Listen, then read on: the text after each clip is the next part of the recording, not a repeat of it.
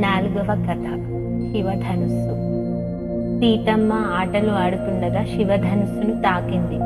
అందరూ ఆశ్చర్యపోయారు. అది కదిలింది. జనకుడు గుర్తించాడు, ఈ పిల్ల సాధారణమైనది కాదు. చిన్నప్పటి నుంచే ఆమెలో అద్భుత శక్తి దాగి ఉంది. దీనిలోని నీతి ఏమిటంటే మనలోని శక్తిని మనం గుర్తించాలి. ఐదవ కథ స్వయంవరం. చాలా మంది రాజులు శివధనుస్సును ఎత్తలేకపోయారు. రాముడు ముందుకు వచ్చి వినయంతో శివధనుస్సును ఎత్తాడు.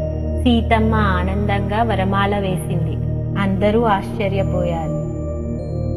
దీనిలోని నీతి ఏమిటంటే వినయం విజయంకు దారి తీస్తుంది.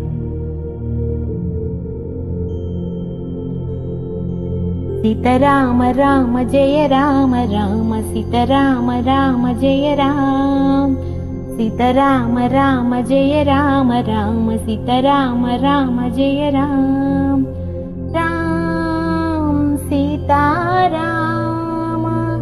సీతారామ జయ జయ రామ. ముల్లోకములో చూచి తరించగా జానకి వరించి వేసే జగమాల. సభికుల జన్మము ధన్యము చేయగా జానకి వరమాల రాముని చేరే. రామ రామ రామ రామ రామ రామ రామ రామ.